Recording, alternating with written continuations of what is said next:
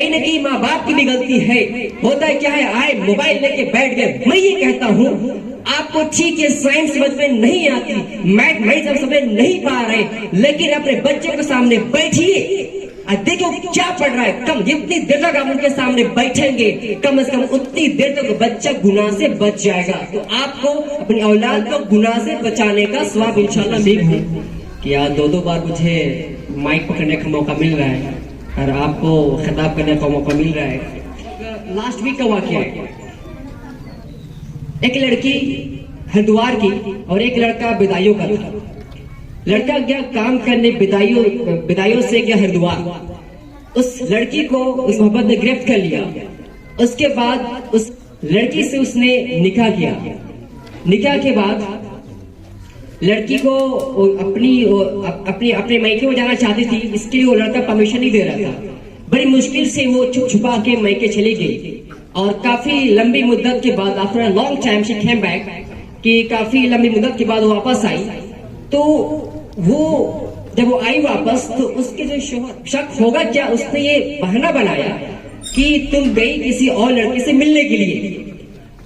इसके बाद वो उस लड़की को किसी काम के बहाने जंगल ले गए, चाकू से उस लड़की पे वार किया। जब वो लड़की भागने लगी तो उस लड़की को पकड़ के उसने उसका गला घोट के उसकी जान निकाली।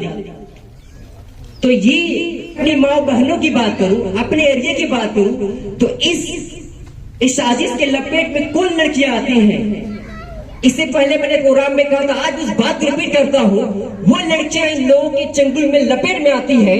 जो लड़की गांव घर में रहने वाली हो, काम काज करने वाली हो, अचानक उसको मौका मिलता है कॉलेज जाने का, वो सोचती है मैं फ्री, आज से आजाद, आज से मेरे पंख खुल गए, जो चाहूं मैं कर सकता हूं। मेरे पेरेंट्स यहाँ पे नहीं देख रहे, मेरे भाई यहाँ पे रोकने के लिए नहीं आ रहा है। वो लड़की जो 200 की सैंडल पहन रही थी, कोई लड़का उसको जाकर रांची के मोड़ में 2000 का सैंडल खरीद दे, क्या वो उसके लिए अजीज नहीं हो जाएगा।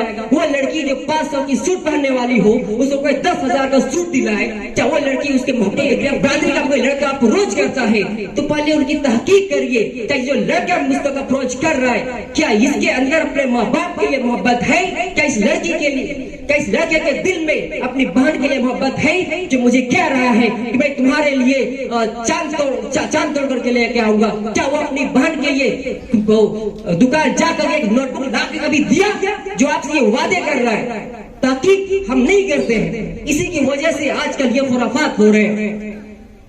एक कोई लड़का अजनबी लड़का आता है और हम थोड़ी सी मोहब्बत दिखा देता है, कुछ गिफ्ट तोहफे दे देता है, तो हम उसकी बातों में आ जाते। हमारी हमारी माए और जो हमारे बाप है, उनकी कुर्बानियों को हम भुला बैठते हैं। एक गैर मर्द, एक अजनबी लड़का आता है और हमारे माँ बाप की मोहब्बत के सामने उसकी मोहब्बत फीकी पड़ जाती है, वो हमारी अजीज हो जाता है। मेरी माँ और बहनों, जरा सोचिए, एक बाप कितनी मुशक्कतों से सुबह निकलता है, 24 घंटे इसी फिक्र में रहता है, पता नहीं आज घर में कौन सा सालन पकना है, क्या लेकर के मैं जाऊं, कैसे मैं आज 500 रुपया बना के जाऊं, इस फिक्र में रहता है। और हर एक जो लड़कियां में बैठी है, इसको उन सभी को इस बात का तजुर्बा होगा कि कितनी मुश्किलात से माँ बाप हमें पालते और हमें क्या दे रहे हैं वापस, क्या उनको हम रिटर्न में दे रहे हैं। बड़ी सोचने की बात है। और जब इस तरह की चीजें हो तो हमेशा शेयर करना सीखिए। कोई तरह की बातें करिए, अपनी माँ से शेयर करिए, अपने टीचर से शेयर करिए, अपनी फ्रेंड जो लायक भरोसा हो उनको बताएं, उसने मुझे ऐसा कहा, उसने मुझे ऐसा कहा। लेकिन आजकल क्या है, को लिमिट कर दे रहे। कहीं ना कहीं माँ बाप की भी गलती है।